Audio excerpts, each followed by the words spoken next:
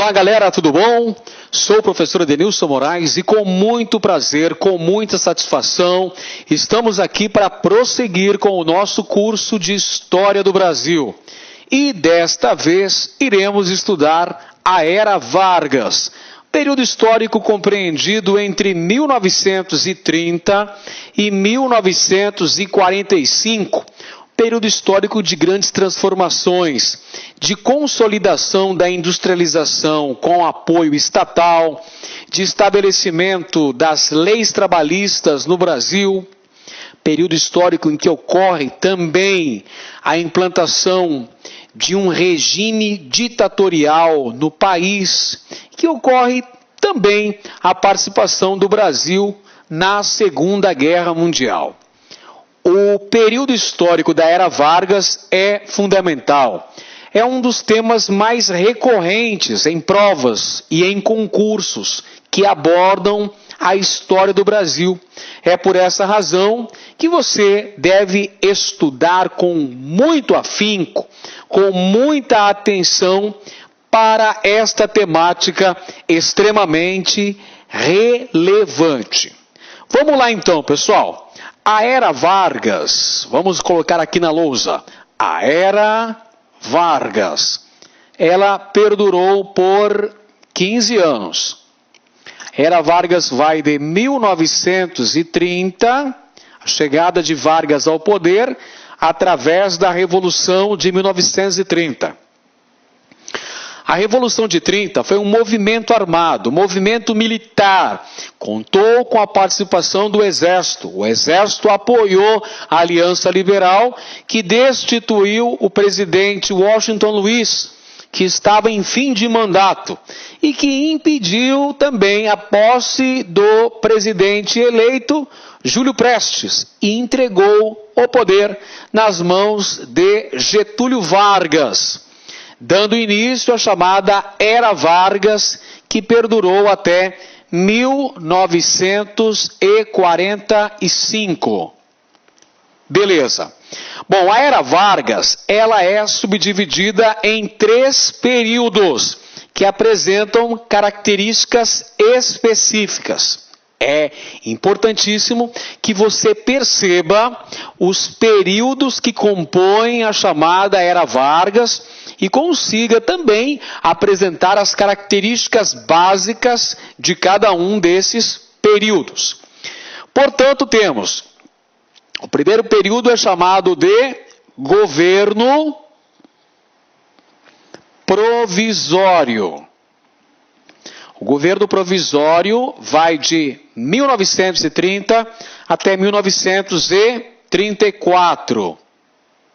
Marca a chegada de Vargas ao poder, marca também a ocorrência da Revolução Constitucionalista de São Paulo. O segundo período da Era Vargas chama-se governo constitucional.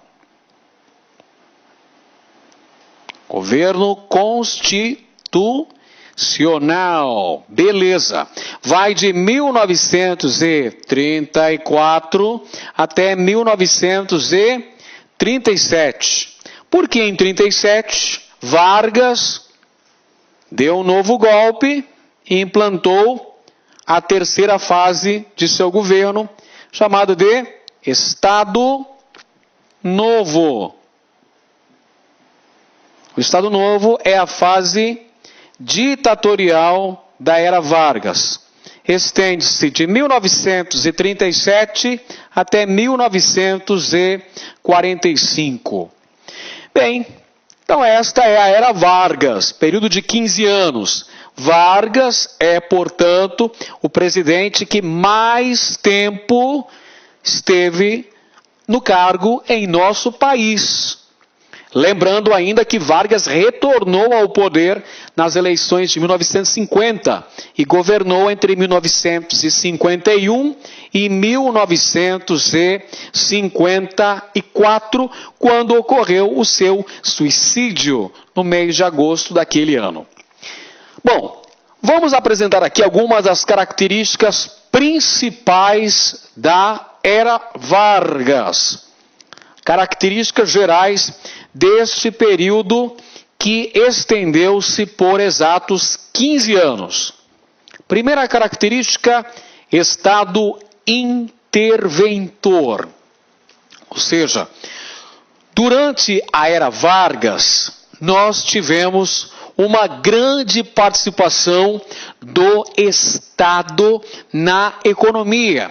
O Estado passou a controlar de forma bastante contundente as estruturas econômicas, contribuindo, por exemplo, para o processo de industrialização com a criação das indústrias de base em nosso país. Uma outra característica geral da Era Vargas, a tutela estatal, ou seja, o Estado se apresentou como intermediador do conflito entre capital e trabalho.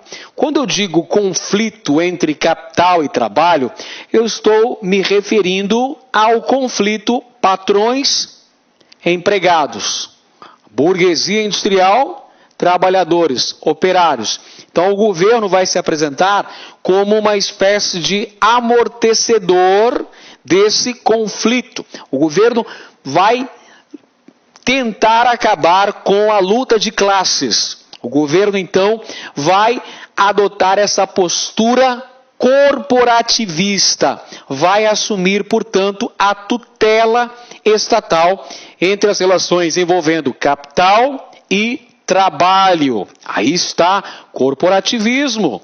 O corporativismo é outra característica muito importante da Era Vargas, principalmente no tocante ao período do Estado Novo, quando foram implantadas no Brasil a consolidação das leis trabalhistas, a CLT, no ano de 1943, inspirada na Carta del Lavoro de Benito Mussolini, lá da Itália. Industrialização é outra característica básica, afinal, Vargas contribuiu para a criação, entre outras, da Companhia Siderúrgica Nacional, da Companhia Vale do Rio Doce. Atenção, a Petrobras foi criada no segundo governo de Vargas, na década de 50. Por favor, não confundir aqui com a Era Vargas, que vai de 30 a 45. Legal? Outra característica é o nacional-estatismo. É outra característica muito importante da Era Vargas, que você pode ligar aqui com essa questão do Estado interventor. É o nacional-estatismo. Uma outra característica importantíssima da Era Vargas, que assinala então o Estado assumindo a função de conduzir a economia nacional. E o centralismo político, além da legislação trabalhista e sindical, que são duas características, essa daqui e esta outra, duas características ligadas ao período da ditadura, ou seja, ao Estado Novo, que é um período de autoritarismo comandado por Getúlio Vargas. Portanto, pessoal, nós temos uma série de características muito importantes que nos ajudam a compreender a Era Vargas, este importante período da história do Brasil. Vamos começar então pelo princípio, pelo governo provisório de Vargas, a primeira fase da chamada Era Vargas. Vai de 1930 até 1934. Pois bem, senhores, Vargas chegou à presidência da República através de um golpe de Estado, a Revolução de 30. Com o apoio do Exército, Vargas tomou o poder e assumiu as rédeas, assumiu a condução política do Brasil no cargo de presidente. Um presidente num cargo provisório. até que fossem convocadas novas eleições. Perceba então que o objetivo de Vargas era contornar a situação política, acabar com aquela instabilidade política que levou à ruptura com a política do café com leite, a ocorrência da Revolução de 30 e a instalação de um novo governo. Então seria uma fase de transição até que fossem convocadas novas eleições para aí, literalmente, se colocar os pingos nos is e se estabelecer uma estabilidade política no Brasil. Então é a fase do governo provisório. Nesta fase, Vargas governa o Brasil sem uma Constituição. A Constituição de 1891, a Constituição que vigorou durante a Primeira República, ela foi anulada.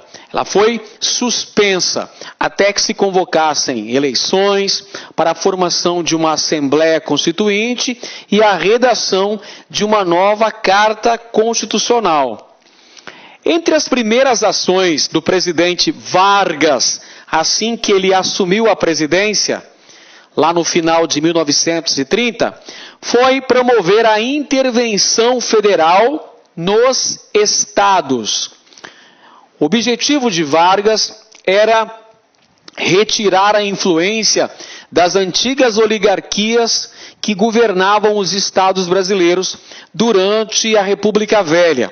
Por isso, foram nomeadas pessoas da máxima confiança de Vargas com a função de administrarem os estados. Geralmente, esses interventores federais eram os antigos tenentes, que haviam participado do movimento tenentista. Uma parte desses tenentes apoiou a Aliança Liberal e apoiou a Revolução de 30. Então, uma parte desses tenentes acabou exercendo o cargo de interventores federais nos estados brasileiros.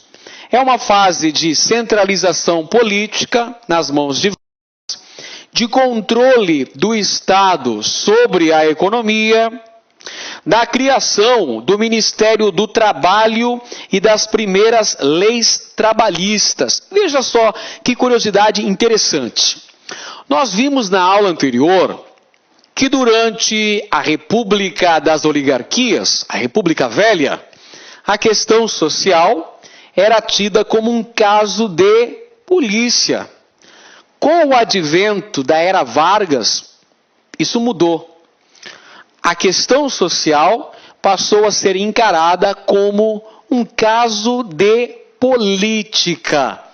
O presidente Getúlio Vargas criou o Ministério do Trabalho e acabou aprovando as primeiras leis trabalhistas com as antigas reivindicações do movimento operário no Brasil, que eram a regulamentação do trabalho do menor, do trabalho da mulher, a jornada de trabalho de 8 horas diárias, o descanso semanal, entre outras coisas. E uma outra curiosidade interessante é que o primeiro ministro do Trabalho que o Brasil possuiu foi o gaúcho Lindolfo Collor, avô daquele que seria no futuro o presidente da República, Fernando Collor de Mello. Uma outra característica marcante ocorrida durante o governo provisório de Vargas foi a Revolução Constitucionalista de São Paulo, do ano de 1932, que era uma disputa pela hegemonia política nacional, uma tentativa de São Paulo voltar ao controle político brasileiro. O objetivo básico deste movimento era obrigar a convocação de eleições para a formação de uma Assembleia Constituinte, por isso, Revolução Constitucionalista, mas também São Paulo esperava organizar esse movimento, contar com o apoio de alguns estados brasileiros para derrubar Getúlio Vargas e voltar ao controle político nacional. Em São Paulo, o dia 9 de julho é um feriado estadual, justamente uma referência à Revolução Constitucionalista de São Paulo, que eclodira em 1932. Então você tem lá em São Paulo o surgimento do movimento MMDC, que faz uma referência às iniciais dos nomes dos estudantes paulistas mortos no confronto com a polícia, que apoiava o governo. Então surgiu esse movimento, MMDC, Martins, Miragaia, Drauzio e Camargo. Então esse é o movimento MMDC que deu origem à Revolução Constitucionalista de São Paulo, que foi um movimento militar de São Paulo que esperava ter o apoio de vários estados brasileiros para tentar recuperar o poder político no Brasil. São Paulo não conseguiu o apoio de várias unidades federativas no país. Apenas uma parte de Mato Grosso, o sul do estado de Mato Grosso, que abraçou a causa paulista, que acabou engrossando as fileiras dos revoltosos paulistanos, na luta, paulistanos e paulistas evidentemente, na luta contra o governo federal, contra Getúlio Vargas. Os paulistas, eles reivindicavam, eles protestavam contra Vargas, justamente pelo fato de ter indicado um interventor militar e não paulista para governar São Paulo. Os paulistas reivindicavam um interventor civil e paulista para governar o estado de São Paulo. Então eles vão pegar em armas contra o que consideravam uma ditadura de Vargas. Lembrando que Vargas estava no poder desde novembro de 1930, já era julho de 1932 e ainda não haviam sido realizadas eleições. Então nós temos a ocorrência da Revolução Constitucionalista de São Paulo. Então, se aparecer na sua prova, você saiba que a Revolução Constitucionalista de São Paulo, de 1932, foi um movimento da velha oligarquia paulista, contando com o apoio da classe média desse estado, que visava convocar eleições para a formação de uma Constituição, de uma Constituinte, que iria redigir uma nova Constituição para o Brasil, e também buscava o apoio de estados descontentes com a política varguista para tentar, quem sabe, dar uma rasteira no gaúcho e voltar ao poder político no Brasil. Esse era o objetivo de São Paulo. Olha aqui, gente, esta charge que faz uma alusão à Revolução Constitucionalista de São Paulo. É claro que este trabalho de característica propagandística foi produzido pelo Estado de São Paulo. Então faz uma propaganda favorável a São Paulo no contexto da ocorrência da Revolução Constitucionalista. É interessante a gente observar os elementos constitutivos desta peça publicitária, porque nos ajudam a compreender um pouco melhor o que foi este importante movimento. Você pode perceber que existe uma frase no cartaz dizendo abaixo a ditadura.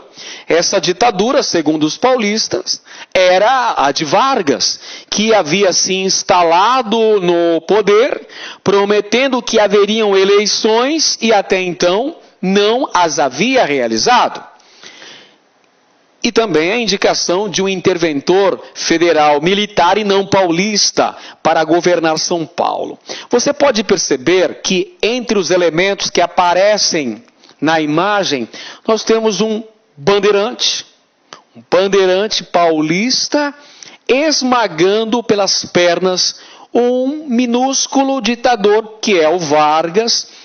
Então, mostrando que São Paulo poderia esmagar Getúlio Vargas. E São Paulo, baseado no seu passado histórico, usando aqui vultos históricos de São Paulo, os bandeirantes, por exemplo, que segundo os paulistas foram os grandes construtores das fronteiras nacionais.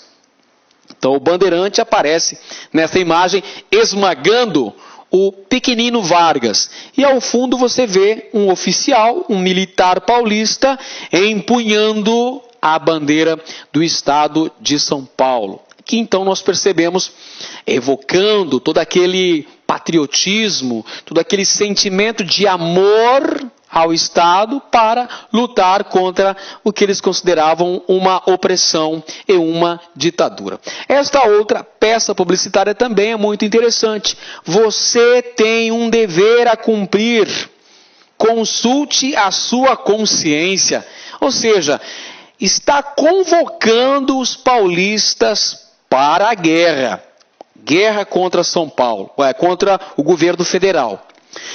A Revolução Constitucionalista de 32, ela durou cerca de 3 meses, ao final dos quais a vitória militar foi do governo federal.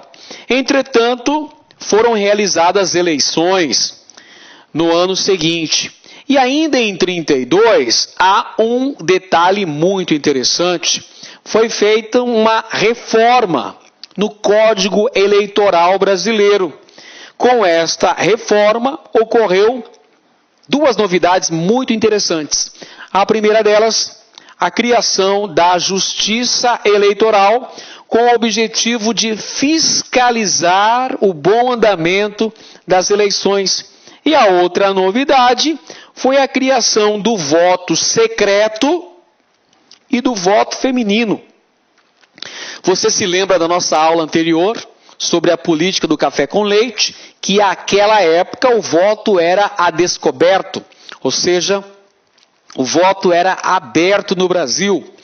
Com o advento da era Vargas, com a reforma do Código Eleitoral de 32, o voto passou a ser secreto e, mais do que isso, as mulheres conquistaram o direito de votar no Brasil.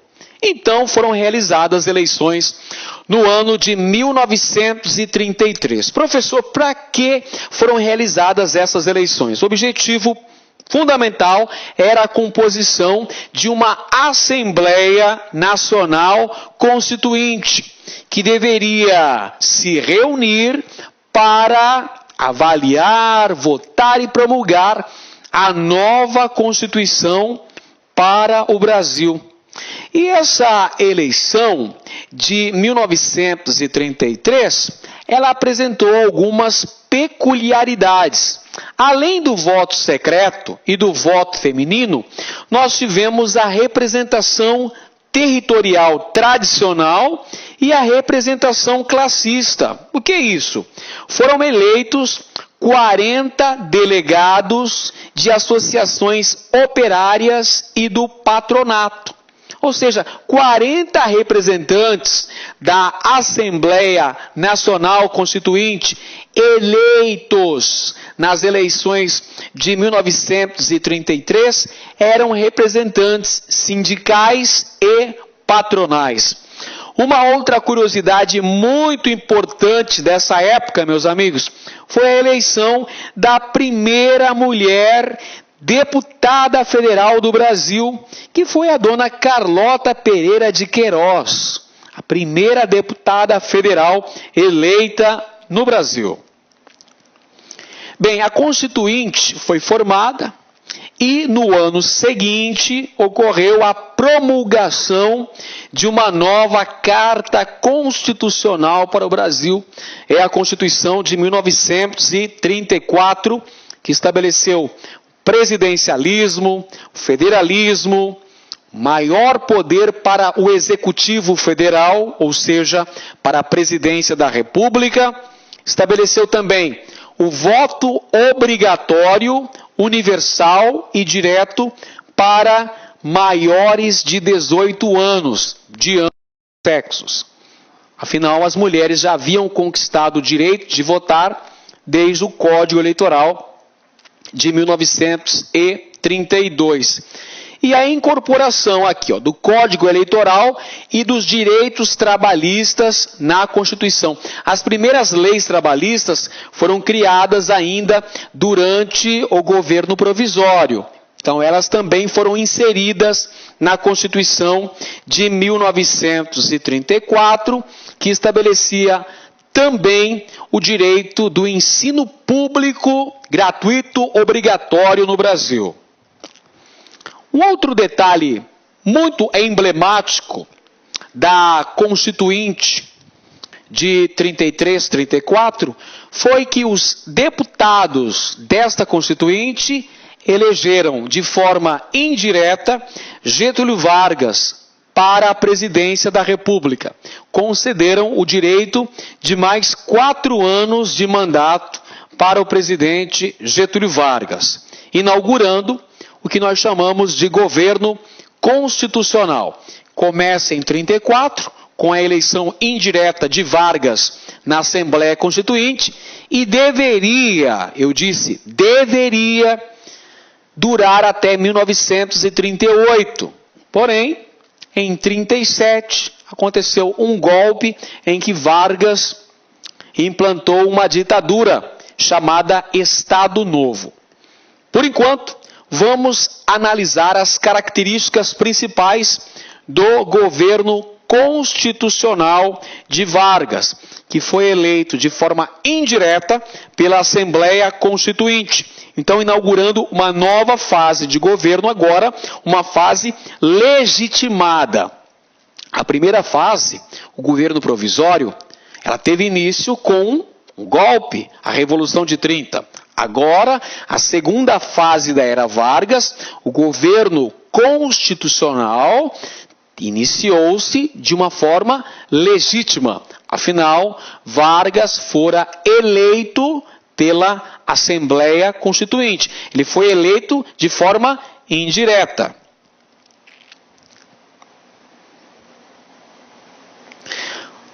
Um outro aspecto muito importante para nós compreendermos de que maneira que Vargas foi centralizando o poder político em suas mãos, como é que foi sendo sedimentado o caminho que levou à implantação de uma ditadura no Brasil, é compreender o contexto histórico internacional que vai refletir no Brasil. Esse contexto histórico era assinalado pela ascensão do nazifascismo lá na Europa. 1922, houve a ascensão de Benito Mussolini na Itália.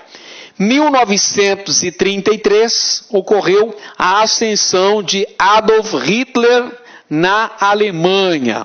A consolidação do totalitarismo nazifascista na Europa. Adolf Hitler deu início ao Terceiro Reich lá na Alemanha no ano de 1933.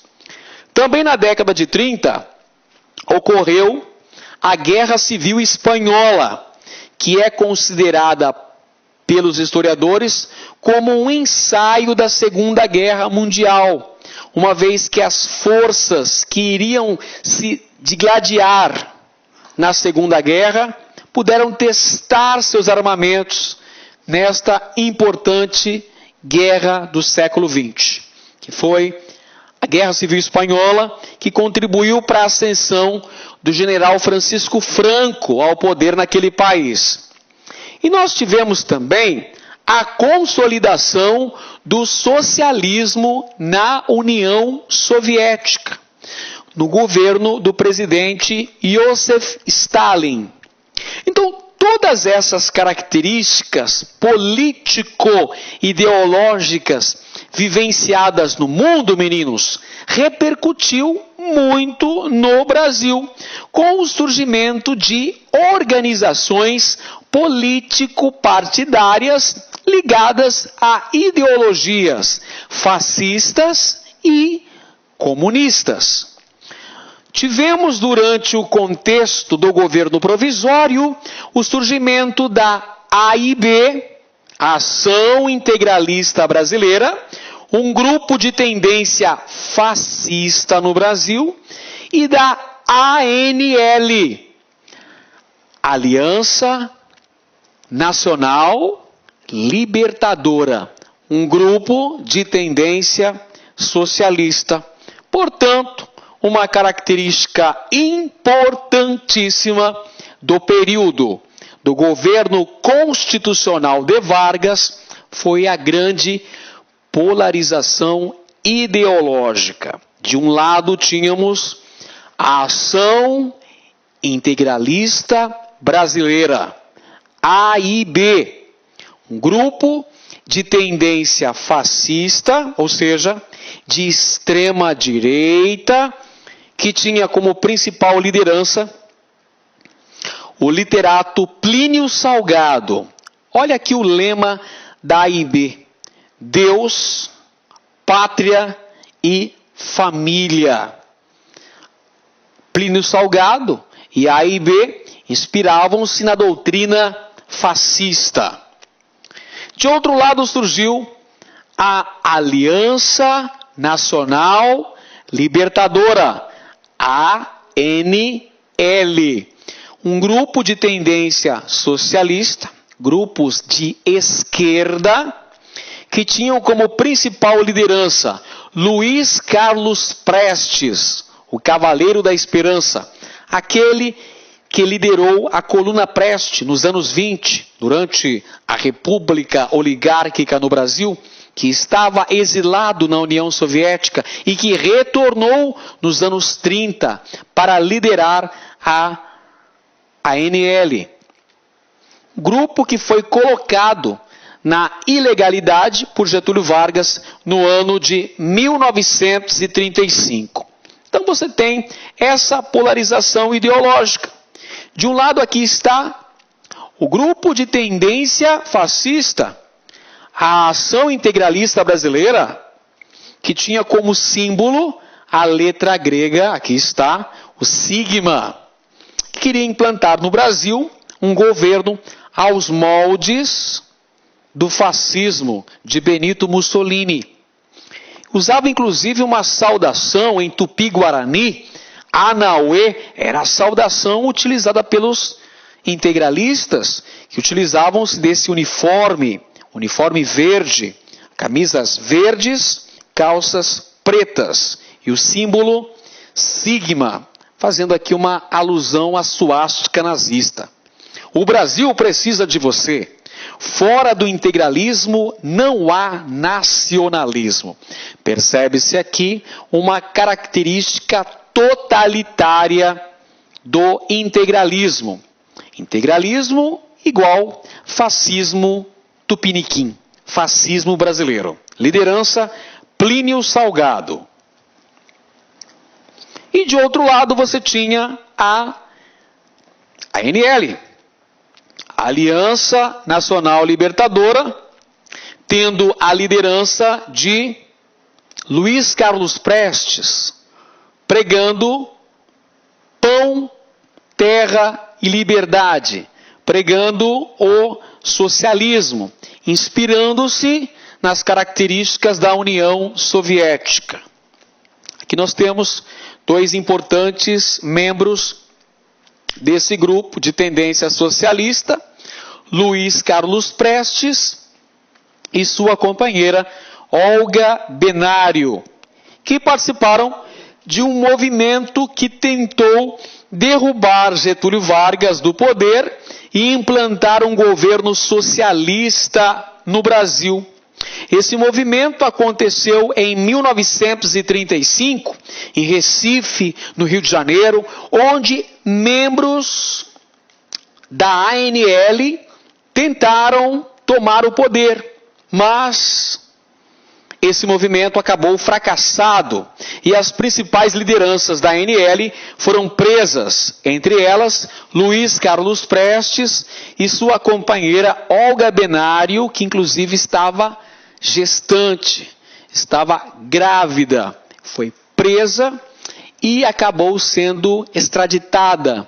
Ela foi deportada para a Alemanha nazista a mando do governo brasileiro, de Getúlio Vargas e do delegado Filinto Miller, que encaminharam Olga Benário para a Alemanha, entregaram Olga Benário nas mãos da Gestapo. Vamos lembrar que Olga Benário, além de ser comunista, ela também era judia. Então ela acabou sendo enviada para campos de concentração e extermínio, morrendo numa câmara de gás. Mas a filha de Olga Benário e Luiz Carlos Prestes sobreviveu. Está viva até os dias atuais e chama-se Anita Leocádia Prestes, professora de História da Universidade Estadual do Rio de Janeiro. Bom, com a ocorrência dessa fracassada revolta liderada pela ANL contra Vargas, revolta que ficou conhecida posteriormente como Intentona Comunista, Vargas decretou estado de sítio, isto é, estado de alerta total no país. Então, a partir daí, Vargas vai aos poucos enrijecendo o regime, centralizando o poder em suas mãos, acabando com as liberdades individuais. Aqui, a partir de 1935, Vargas começa a governar com estado de alerta, estado de sítio. E aí, finalmente, em outubro, ou melhor, em novembro de 1937, foi tornado público o chamado Plano Cohen. Que diabos foi esse tal de Plano Cohen? O Plano Cohen, meus amigos, foi uma fictícia ameaça de dominação comunista no Brasil. Um pretexto que foi usado por Getúlio Vargas para a decretação do Estado Novo. Isso em 10 de novembro de 1937. O Plano Cohen, pessoal, na verdade, ele foi criado pelos integralistas. Os integralistas, o grupo de tendência fascista, criou esse chamado Plano Cohen. À época, capitão Olímpio Mourão Filho, ou Olímpio Mourão Filho, um capitão integralista, criou essa fictícia ameaça de dominação comunista. O objetivo era fazer com que a população ficasse insegura e criasse um campo fértil para que o governo Vargas implantasse uma ditadura no país. Só um governo forte, centralizado, autoritário, poderia impedir que o Brasil caísse nas mãos dos comunistas. Percebeu? O objetivo era buscar o apoio da população para que Vargas tivesse plenos poderes para governar. Então vão divulgar na imprensa, através do rádio, a existência desse suposto plano que visava implantar um governo comunista no Brasil, o chamado Plano Cohen. Na verdade, isso aqui foi apenas um pretexto para justificar a decretação do Estado Novo, que inaugura uma nova fase da era Vargas, que é a fase ditatorial do governo Vargas.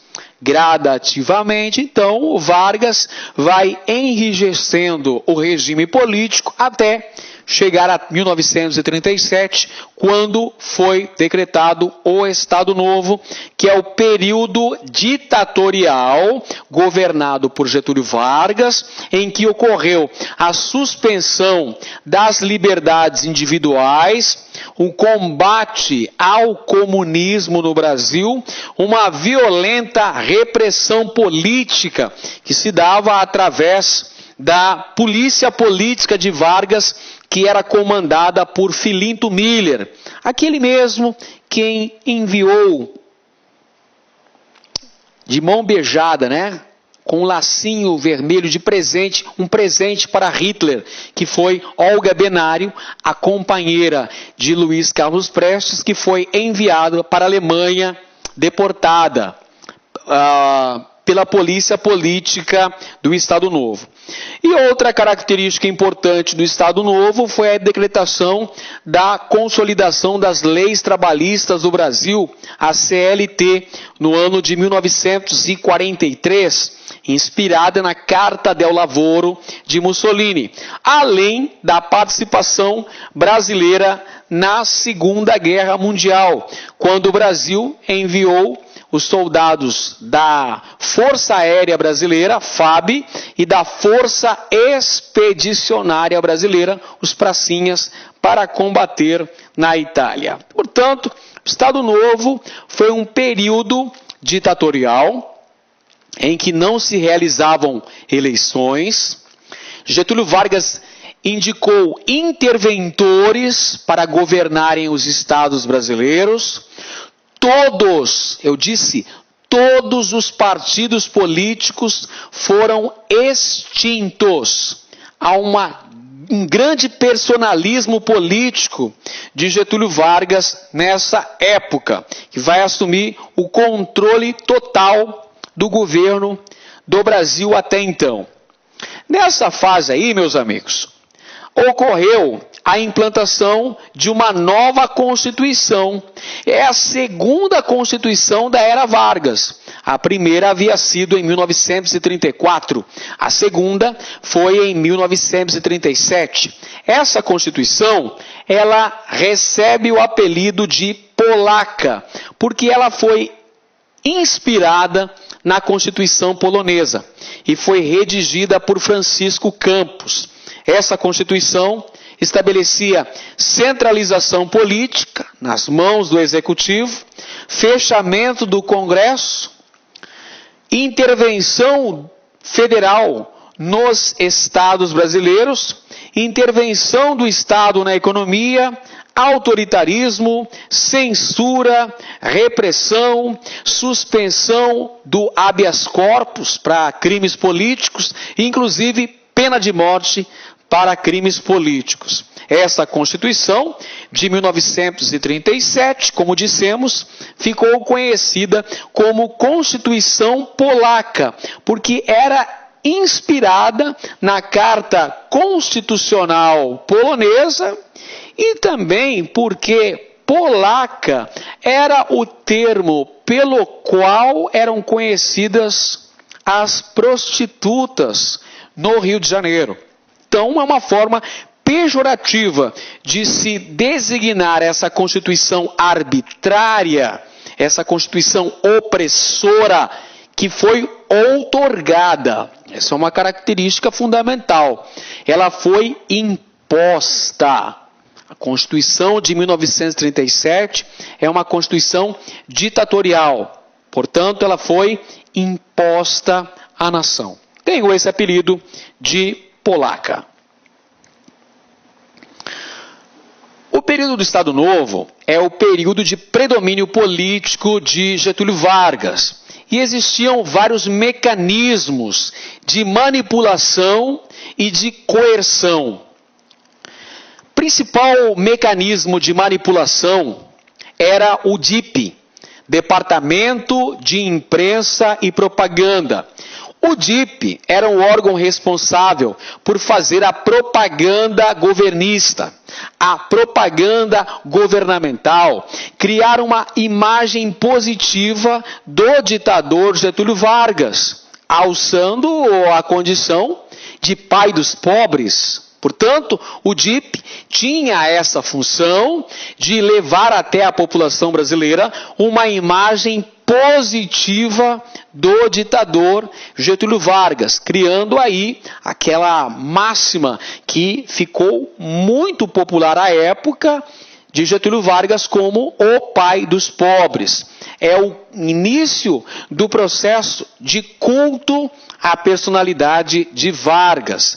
E ao mesmo tempo que o DIP tinha a função de promover uma propaganda oficial, uma propaganda governamental, tinha também a função de cercear a liberdade de imprensa, de censurar as publicações.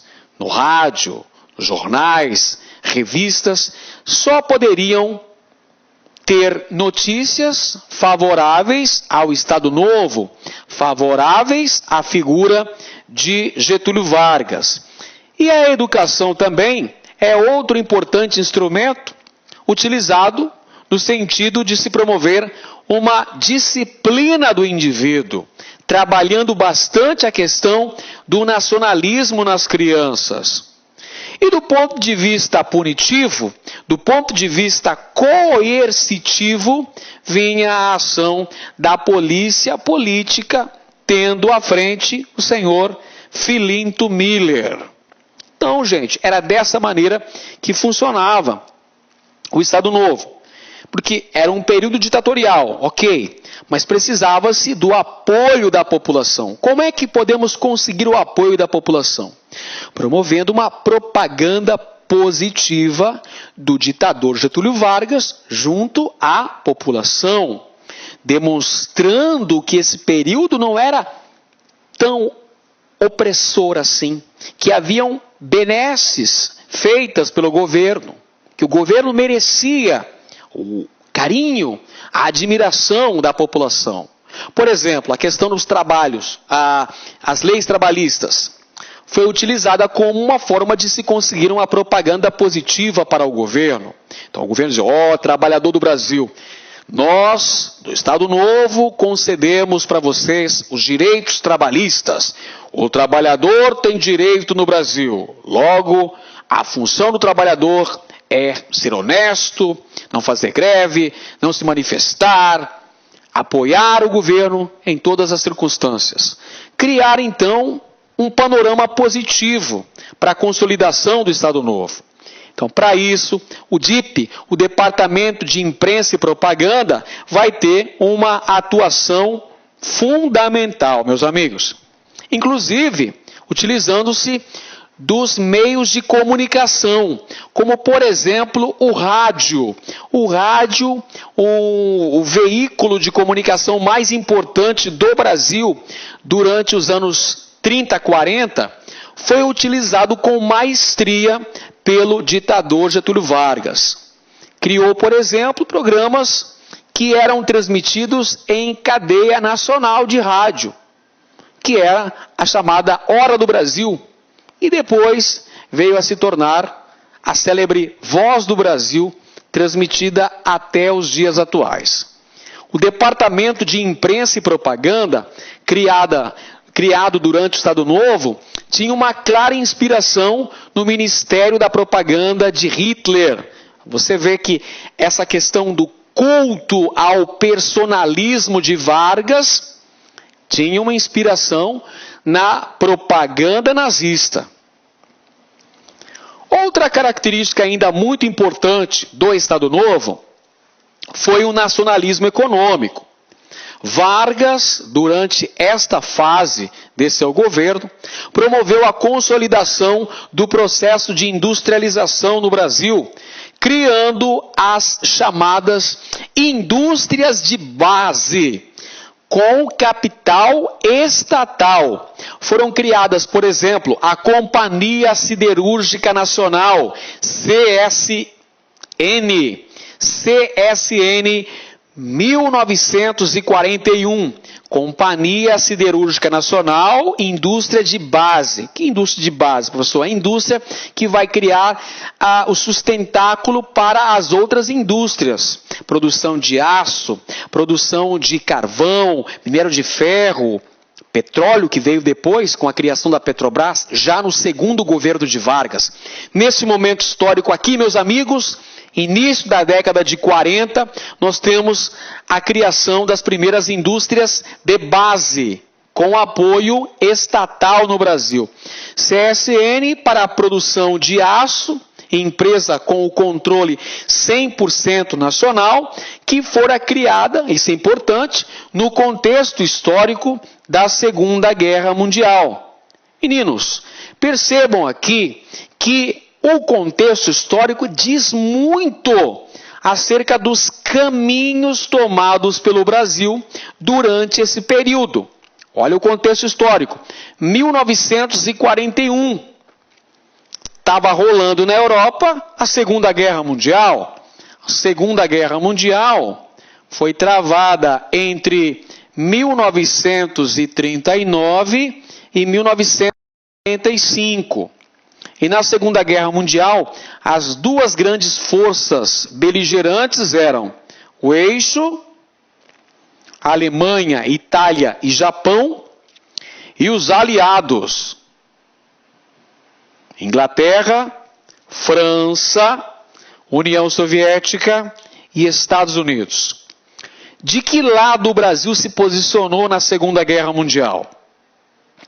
Se fosse se basear por uma questão ideológica, o Brasil deveria participar junto ao eixo. Afinal, o eixo é que era composto por países que apresentavam regimes ditatoriais. Alemanha, a Itália, o próprio Japão.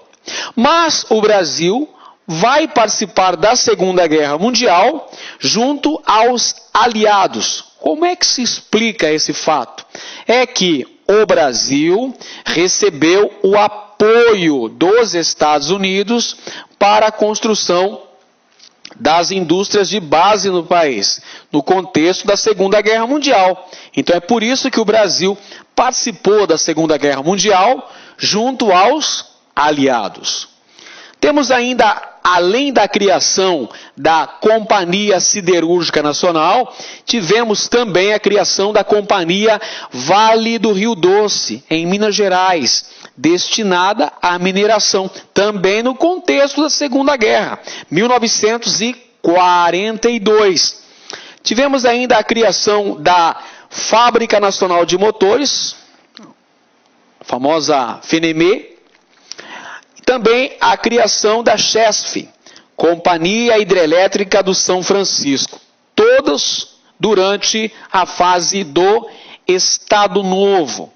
Então essa questão do nacionalismo era muito forte no Brasil no período do Estado Novo varguista. E não só a questão do nacionalismo, com a criação de importantes indústrias de base. A questão do trabalhismo também foi outra pedra de toque fundamental do governo Vargas. Olha aqui a data, 1º de maio, Dia do Trabalho, Dia do Trabalhador, um feriado nacional. Um dia em que ocorriam desfiles dos alunos das escolas brasileiras, mas sobretudo desfiles dos vários sindicatos. O 1º de maio era uma data fundamental utilizada pelo Estado Novo para demonstração de sua grande popularidade. Vargas é o político brasileiro que inaugura o populismo, a busca do apoio das massas populares. Então, essas datas emblemáticas, 1º de maio, o Dia do Trabalho, o 7 de setembro, o Dia da Independência do Brasil, o 15 de novembro, o Dia da Proclamação da República, o 10 de novembro, o Dia do Estado Novo, eram ocasiões em que Vargas comparecia, participava desses desfiles, fazia aqueles discursos inflamados, sempre começando com a expressão, trabalhadores do Brasil. Era uma forma de buscar o apoio da massa trabalhadora no Brasil, usando os direitos trabalhistas, a CLT, como se fosse uma benesse, ou seja, um presente do governo para os trabalhadores. Então é daí que surgiu a alcunha pai dos pobres, que Vargas acabou conseguindo. Bem, já que estamos falando das questões trabalhistas, é importante citar que o governo assumiu uma postura de controle total dos sindicatos. Então aí surge a expressão sindicatos pelegos, que seriam sindicatos atrelados ao governo. Sindicatos que não representavam os interesses dos trabalhadores, mas sim os interesses das classes dominantes, dos patrões e, sobretudo, dos membros do Estado Novo. Então, são sindicatos pelegos, sindicatos atrelados ao governo, logo, sindicatos controlados. Vargas, atenção, essa é importante informação, Vargas é o criador do salário mínimo no Brasil, pessoal. O presidente que criou o salário mínimo, que seria o valor mínimo necessário para a sobrevivência do trabalhador, para que ele conseguisse se manter e sustentar a sua família ao longo dos 30 dias do mês, foi criado por Vargas. E Vargas também promoveu, em 1º de maio de 1943, no estádio de São Januário, no Rio de Janeiro, a promulgação da CLT, a consolidação das leis trabalhistas, que é uma síntese da política trabalhista de Getúlio Vargas. Agora, uma informação ultra importante, anote aí no seu caderno.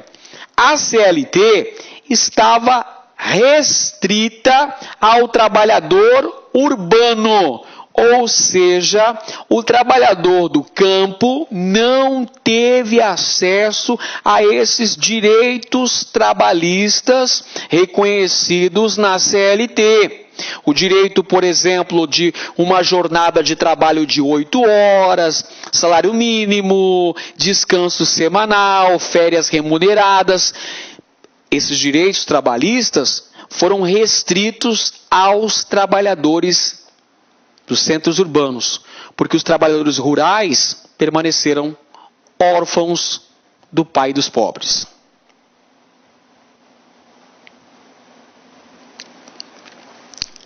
Uma outra medida ainda importante criada durante a era Vargas foi a consolidação da burocracia estatal destinada a administrar os órgãos públicos no Brasil, instituindo-se aí a chamada meritocracia. O que seria essa meritocracia? Seria justamente o acesso a esses cargos públicos mediante a realização de concursos públicos. Então, como é que eram preenchidas essas vagas de cargos públicos antes da criação dos concursos públicos? Ora, essas vagas eram preenchidas por quem tinha QI, quem tinha quem indicasse, porque haviam verdadeiros cabides de empregos. Na era do Estado Novo, nós temos uma burocratização estatal e o estabelecimento da meritocracia através dos concursos públicos. E o governo também cria o DASP, Departamento de Administração do Serviço Público, um órgão que visava conceder maior agilidade, maior eficiência ao serviço público no Brasil.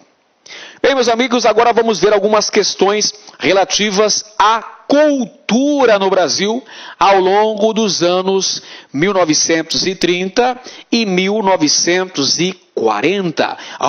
Eis que já aparece a imagem daquela que foi, sem dúvida, a mais conhecida artista brasileira, se não de nascimento, pelo menos de coração, Carmen Miranda, a pequena notável, que chegou a fazer sucesso na Broadway, fez filmes lá em Hollywood. Vamos lá. Bem, os anos 30 e 40 são conhecidos como a era do rádio no Brasil. O rádio era o veículo de comunicação por excelência no Brasil. E teve uma grande projeção, uma grande expansão com o surgimento de várias emissoras de rádio no Brasil. Rádio Tupi, Rádio Nacional, Rádio Globo, Rádio Record, Rádio Manrique Veiga, entre outras, por conta do crescimento urbano e o surgimento de uma sociedade de consumo e de massas. Então, o rádio se tornava um veículo de comunicação responsável pela difusão de notícias, propagandas, programas variados, programas de auditório, shows de calouros, transmissões esportivas, o futebol, por exemplo, a participação do Brasil nas Copas do Mundo através do rádio. Transmissão da Copa de 34 na Itália, da Copa de 38, que foi na França, e justamente a primeira Copa do Mundo em que o Brasil conseguira uma atuação significativa, chegando até a etapa final do torneio, ficando em terceiro lugar e tendo Leônidas da Silva, o diamante negro, como artilheiro e principal jogador. Então o rádio era o veículo de comunicação que mobilizava a população brasileira. Todo mundo queria ouvir as notícias através do rádio. Os artistas da MPB ganham uma grande abrangência e uma grande notoriedade nessa época. Vicente Celestino, Francisco Alves, o rei da voz, Carmen Miranda, Aurora Miranda, entre outros grandes representantes, Elisete Cardoso, da música popular brasileira, Marlene, são tantas, eu sou fã de todas. É uma fase gloriosa do rádio no Brasil. Eu que sou um amante de carteirinha do rádio brasileiro, essa fase aqui é gloriosa. Grandes artistas do rádio brasileiro. Inclusive, Aquarela do Brasil foi composta nessa época. Brasil, meu Brasil brasileiro, e por aí vai. E o governo brasileiro, pessoal, o governo brasileiro também utilizou-se do rádio como veículo de se aproximar do trabalhador, de falar ao pé do ouvido do cidadão brasileiro. É por essa razão que surgiram os programas Hora do Brasil, que foi criado pelo DIP. Lembra do DIP? O Departamento de Imprensa e Propaganda, que foi criado por Vargas durante o Estado Novo para fazer propaganda do governo e censurar a imprensa? Então, o DIP criou Hora do Brasil, que hoje a gente ouve como a voz do Brasil, em Brasília, 19 horas.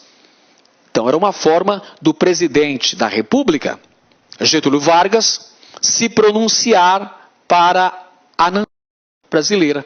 Falar à nação, transmitir os principais atos do governo, buscar o apoio da população. E um outro programa também que ficou famoso no rádio brasileiro, sobretudo na década de 40, foi o Repórter Esso. Repórter Esso, testemunha ocular da história. Repórter Esso que depois fez sucesso também na televisão brasileira. É como se fosse, assim, mal comparando, o Jornal Nacional da época. Legal? Bom, então, Vargas fez aí essa verdadeira declaração de amor ao rádio, porque o rádio era um veículo de comunicação por excelência, era usado como forma de manipulação da população brasileira. Falei agora há pouco da música Aquarela do Brasil, que é uma música de cunho bastante nacionalista. Eu diria até mesmo que essa música, essa canção que fala das potencialidades brasileiras, chega a ser até um nacionalismo ufanista. Quem compôs a Aquarela do Brasil foi Ari Barroso, que inclusive tinha programas de rádio na Rádio Nacional do Rio de Janeiro, programa de calouros, um show de calouros. Bem, agora vamos tratar do nacional e do popular no Brasil. Vargas, durante o Estado Novo, adotou medidas no sentido de se promover a construção da nacionalidade, ou seja, defender os ideais de amor à pátria, os ideais de valorização do trabalho, da ordem social, da estabilidade. Por essa razão que as festas cívicas e as comemorações, as competições esportivas eram tão importantes e foram usadas também pelo governo para fazer propaganda, para se projetar positivamente o governo junto à população, dentro desse projeto de nacionalização da cultura brasileira. Por exemplo, é dessa época que Vargas, de forma muito hábil, mostrando uma habilidade política muito grande, ele vai cooptar o apoio das escolas de samba no Brasil.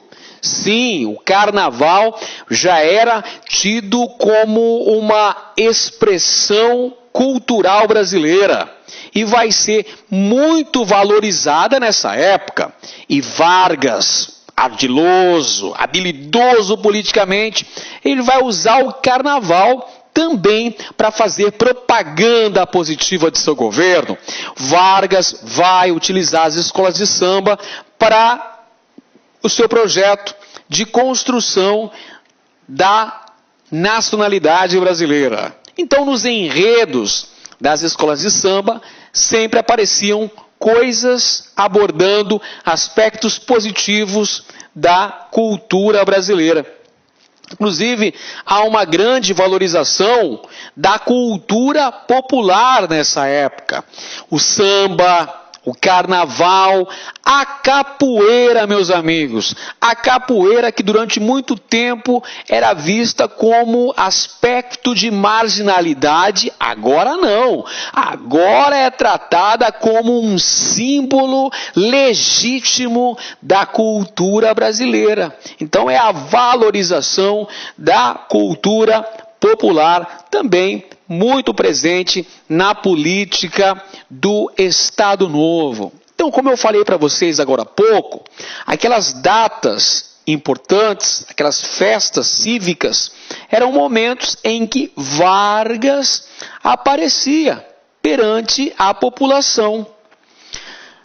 1º de maio, 7 de setembro, 10 de novembro, eram ocasiões, eram datas emblemáticas em que ocorriam desfiles, discursos de Vargas perante a população. No Rio de Janeiro, esses discursos eram realizados no estádio de São Januário, o estádio do Vasco da Gama. Naquela época não havia ainda o Maracanã. Então, o principal local usado por Vargas para se apresentar para a nação, inclusive na época da promulgação da CLT, em 1943, Vargas o fez no estádio de São Januário, que é o estádio do Clube de Regatas Vasco da Gama. Essa imagem aqui, por exemplo, Vargas está cumprimentando a população presente às arquibancadas do Estádio Municipal do Pacaembu, em São Paulo. Esse estádio que foi construído em 1940, portanto, dentro da era Vargas, dentro do Estado Novo. Mas nem todo mundo seguia à risca a cartilha ditada por Vargas e pelo DIP. Havia resistência cultural, havia cultura engajada, uma resistência comportamental. Havia, por exemplo, uma negação do trabalho, uma exaltação da malandragem. Olha a figura do malandro aqui, gente. Malandro é malandro e mané é mané. Então, o malandro seria aquele que negava o trabalho, aquele trabalho disciplinado, metódico, sistematizado. O malandro era aquele que tinha um comportamento mais maleável, indo justamente contra aos princípios defendidos pelo Estado Novo, porque o Estado Novo pregava a ordem, a disciplina e, sobretudo, trabalho.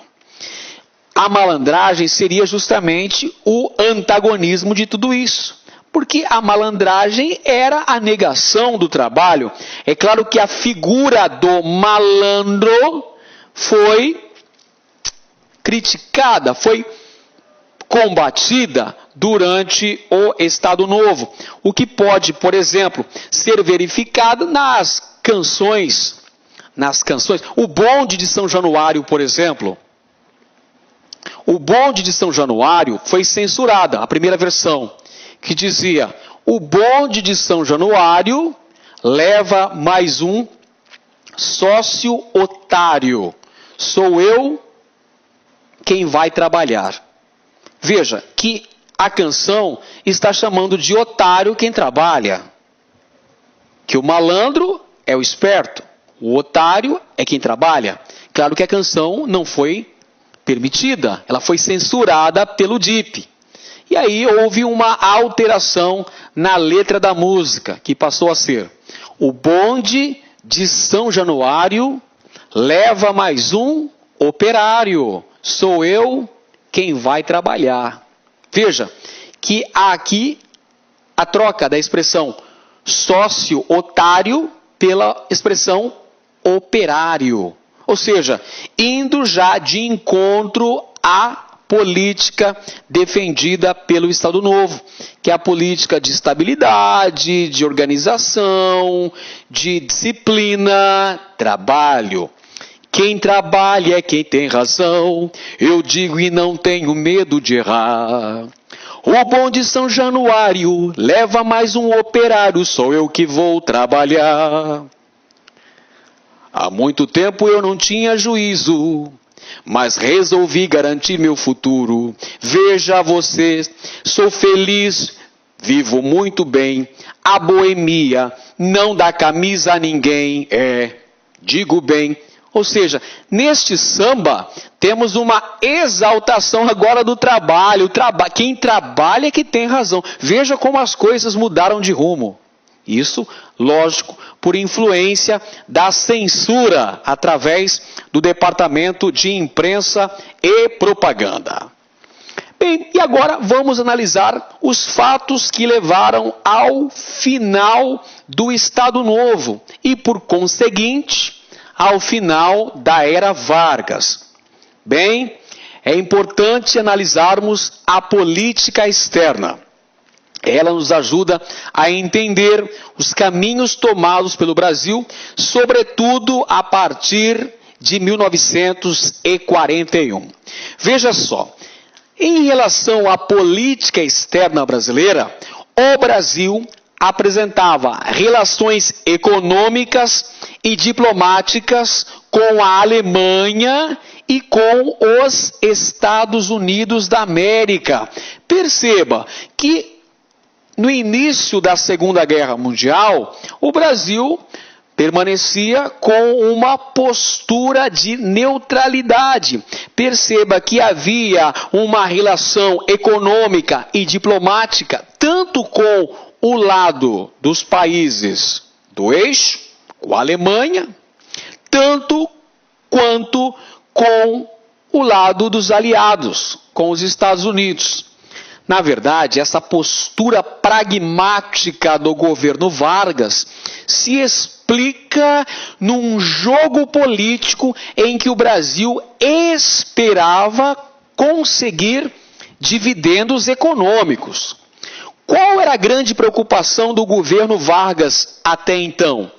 Era consolidar o processo de industrialização do Brasil.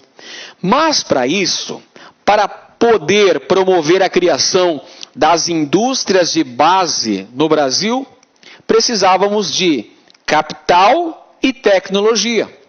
E quem é que poderia dar esse capital, essa tecnologia, para que o Brasil pudesse criar as suas tão sonhadas indústrias de base?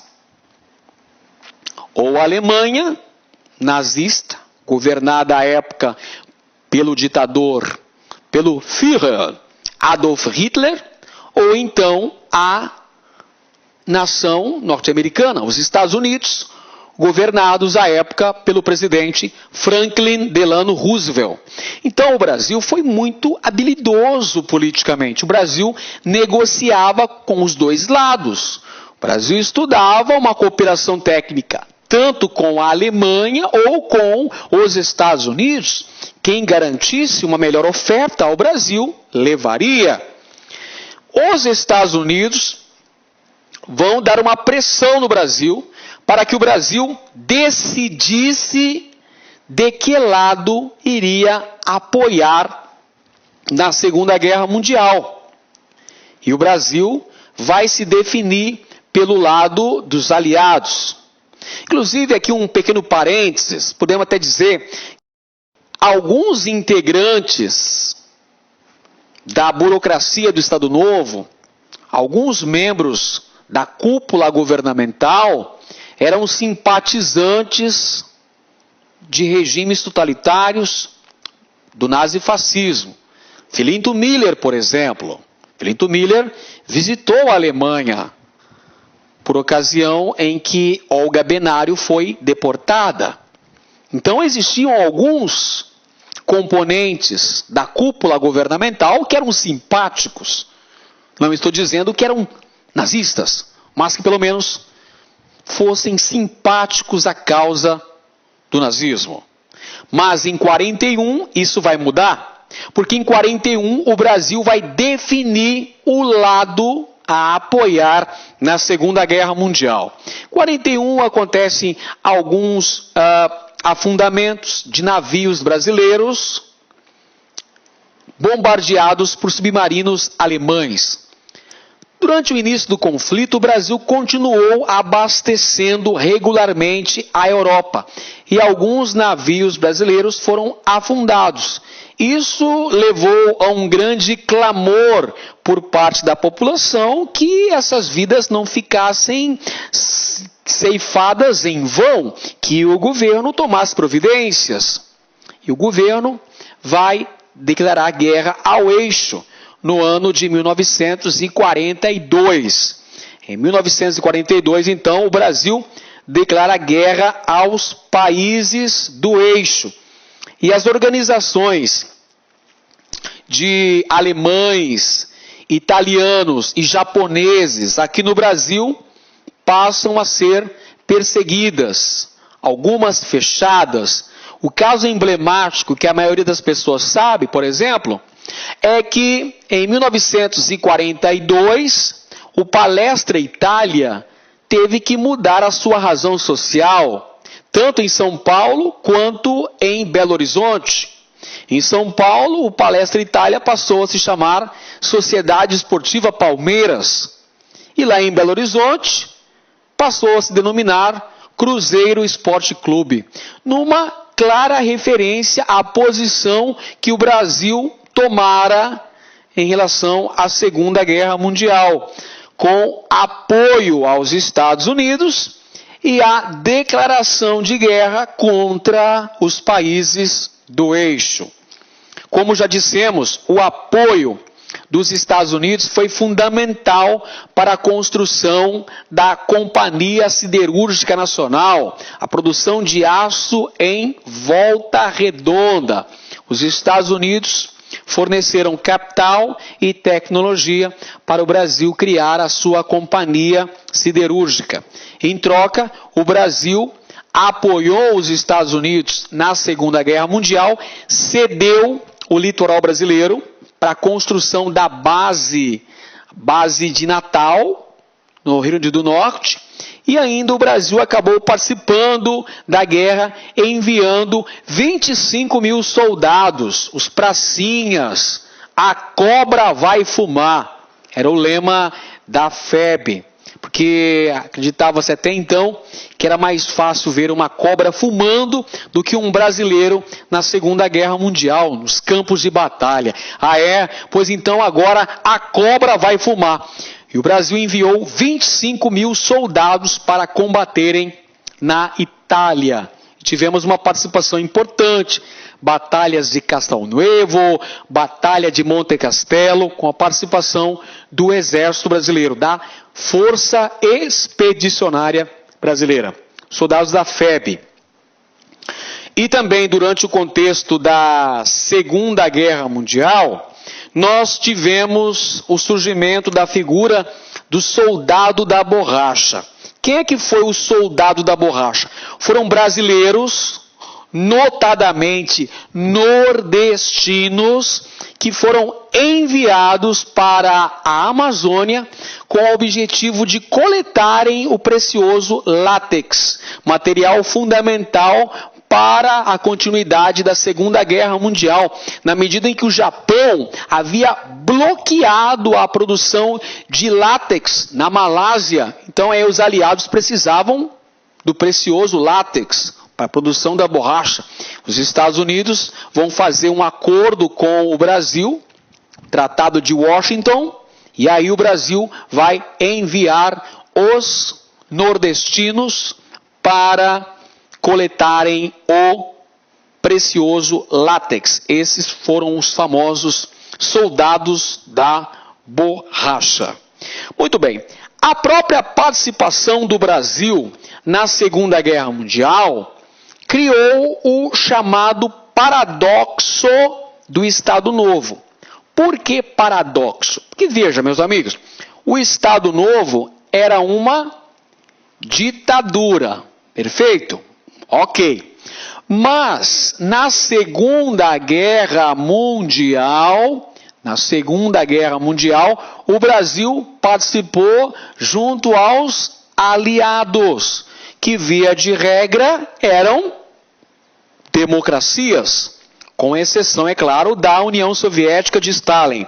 Mas os outros países, Estados Unidos, Inglaterra, França, eram democracias. Então, esse fato cria o paradoxo do Estado Novo. Porque, veja, como é que internamente o Brasil é uma ditadura, onde não existe liberdade política, onde há uma grande opressão às liberdades, onde existe censura, onde vigora uma Constituição outorgada, a Constituição Polaca de 1937, e lá fora, lá na Itália, na Europa, o Brasil guerreia contra outras ditaduras. É um paradoxo. Quando o exército brasileiro volta, ele vai exigir a saída de Vargas. Nós temos nessa época também, meus amigos, o aumento da insatisfação popular ao governo ditatorial. Então isso faz com que gradativamente Vargas vá promovendo uma liberalização política do regime. Gradativamente ele vai acabando com a censura, depois ele vai vai restabelecer o direito do habeas corpus, todas essas medidas visando a redemocratização. Em 1943 acontece uma importante ação de oposição ao governo ditatorial de Vargas, que foi o manifesto ou movimento dos mineiros. O movimento dos mineiros aconteceu em 1943, onde a população de Minas Gerais mostrava o seu repúdio a este governo ditatorial de Vargas.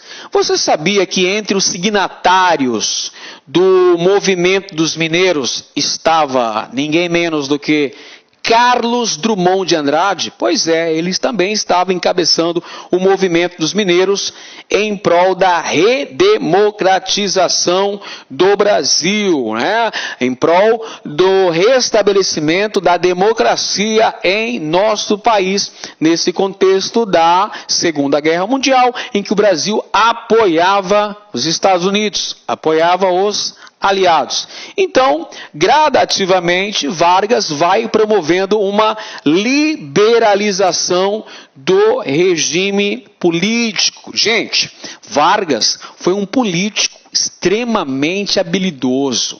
Vargas foi um grande estadista e ele adotou uma postura bastante pragmática. Vargas visava conseguir dividendos políticos significativos em cada situação diferente. Quando interessava ser um político ditador, ele foi. Quando interessava ser um político mais democrático, ele foi. Quando era mais interessante ser populista, pai dos pobres, ele foi. Quando era interessante conquistar o apoio das elites, ser a mãe dos ricos, ele também fez esse papel. Vargas tinha muitas faces. Vargas foi um político bastante pragmático. Ele soube como ninguém a arte de fazer política no Brasil de meados do século XX. Perfeito, meus amigos? Então, Vargas adotou posturas diferenciadas ao longo de seu mandato presidencial. Quando interessou assumir uma postura de extrema-direita, implantar um regime ditatorial, o Estado Novo, ele fez. Quando interessou se aproximar dos Estados Unidos, um país governado por uma democracia, para conseguir dividendos políticos e econômicos e implantar as indústrias de base, ele o fez. Quando ele ficou isolado politicamente e precisou do apoio, vejam só vocês, dos comunistas no Brasil, ele também o fez. Vargas foi um político extremamente maquiavélico. Quando eu digo maquiavélico aqui, não é num sentido pejorativo, é no sentido de dizer que Vargas foi um grande estadista e que soube como ninguém contornar as situações extremamente complicadas que, por vezes, ele acabou se envolvendo. Ao final do Estado Novo, isto é, em 1945, acontece uma organização partidária no Brasil. Vocês acompanharam na nossa aula de hoje que durante o Estado Novo, quantos partidos existiam no Brasil? Nenhum. Nenhum partido político. Todos os partidos políticos foram extintos. Inclusive a AIB, que era a agremiação que apoiou a implantação do Estado Novo. Você se lembra que o Plano Cohen foi criado pelos integralistas, pelo capitão Olímpio Mourão Filho. No entanto, os integralistas não ocuparam o poder como eles imaginavam. Tanto é que os integralistas tentaram derrubar Getúlio Vargas. Mas essa revolta acabou fracassada, Vargas fechou a AIB e ainda exilou Plínio Salgado, que era o principal líder da AIB, acabou indo para Portugal. Pois bem, durante o Estado Novo, não tivemos nenhum partido político no Brasil. Mas, com o final da Guerra Mundial, em 1945, a vitória dos aliados, o Brasil gradativamente foi se reorganizando do ponto de vista político. Isto é, gradativamente o Brasil foi tendo uma redemocratização.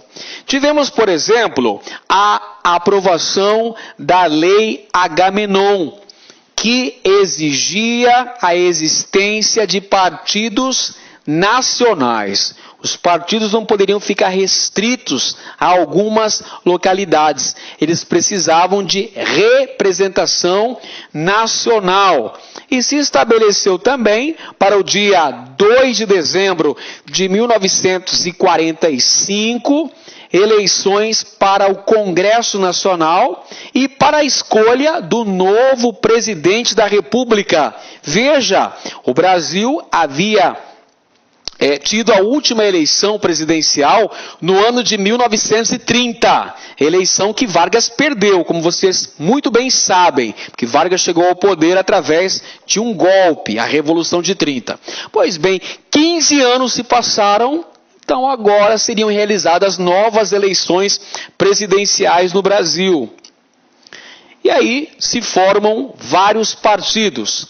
O DN, o partido da oposição liberal ao governo Vargas, reunindo empresários, setores da imprensa, União Democrática Nacional, um grupo oposicionista a Vargas e ao trabalhismo.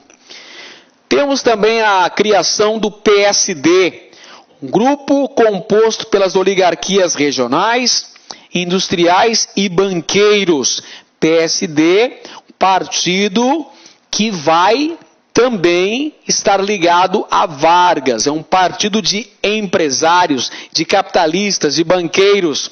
PSD. E por outro lado, também o Partido Trabalhista Brasileiro, este sim, fundado por Vargas, baseado na política do trabalhismo. Aquela velha frase de Vargas, o pai dos pobres. Então, a criação do PTB, partido que está até hoje em vigência, em funcionamento, criado por Getúlio Vargas. E o Partido Comunista Brasileiro, o partido que tinha como principal representante Luiz Carlos Prestes, partido que estava na ilegalidade, retorna em 1945. Vale dizer aí, gente, que durante praticamente todo esse período do Estado Novo, Luiz Carlos Prestes esteve preso nos porões da ditadura do Estado Novo.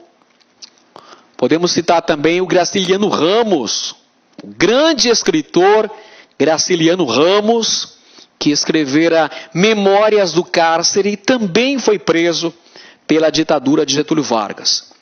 Aqui, em 45, esses comunistas são libertados.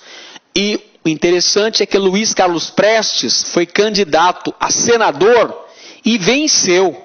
Venceu as eleições de 45, tornando-se senador.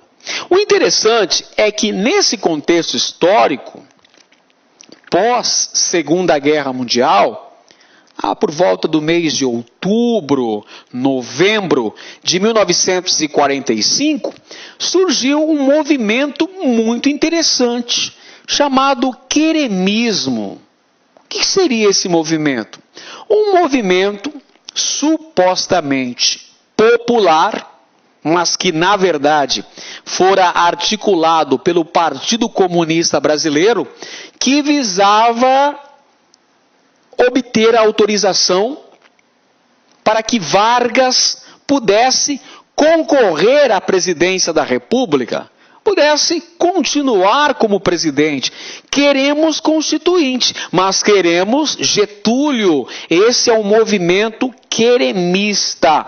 Só que esse movimento, evidentemente, não deu certo, porque os militares, quando retornaram da Segunda Guerra Mundial, pressionam Vargas e vão depô-lo, vão afastá-lo da presidência da República.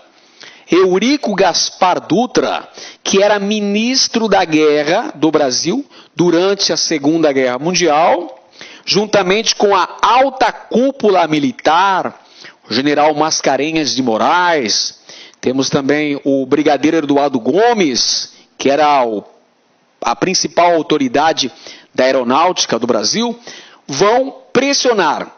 O Supremo Comando das Forças Armadas do Brasil vai pressionar Vargas e vai afastá-lo da presidência da República. Quem vai terminar o mandato é o presidente do Supremo Tribunal Federal. Aí você pode dizer assim, mas professor, peraí, alguma coisa está errada. Quando os militares afastaram Vargas da presidência da República em 1945, por que o vice não assumiu? Simples. Não havia vice, meus amigos. Vargas governou sozinho esses 15 anos. Não havia a figura do vice-presidente. Aí você me pergunta, por que o presidente da Câmara dos Deputados então não assumiu? Ou o presidente do Senado? Meus amigos, o Estado Novo foi um período ditatorial e o Congresso Nacional estava fechado. Então, quem vai assumir a presidência da República é o presidente do STF, à época, José Linhares. Ele assume a presidência até a realização das eleições e até a posse do próximo presidente. Então, o que resta a Getúlio Vargas? Enfiar a viola no saco e cantar numa outra freguesia. Na verdade, Getúlio Vargas acabou sendo eleito senador por vários estados brasileiros. Na época, a legislação eleitoral permitia isso, e Vargas acabou sendo eleito senador, mas teve uma atuação muito fraca no Senado Federal, preferindo se internar por livre e espontânea vontade em sua fazenda, lá em São Borja, na fazenda de Itu. Vargas, então, retorna para a sua fazenda, lá no interior do Rio Grande do Sul, mas não é definitivamente, porque em 1950 ele volta, e o que é pior, volta nos braços do povo. Olha o populismo aí, gente. Vargas, em 1950, se candidata à presidência da República e é eleito pelo voto direto, com o apoio expressivo da população, enfatizando esse caráter populista, que foi uma característica marcante de Vargas em todas as suas fases de governo. Pois bem, gente, terminamos aqui a análise do governo de Getúlio Vargas, a chamada Era Vargas, abordando as 3 etapas que a compõem. Governo provisório, entre 1930 e 1934, governo constitucional, entre 1934 e 1937, e Estado Novo, entre 1937 e 1945. Um grande abraço a todos e até a próxima aula. Valeu!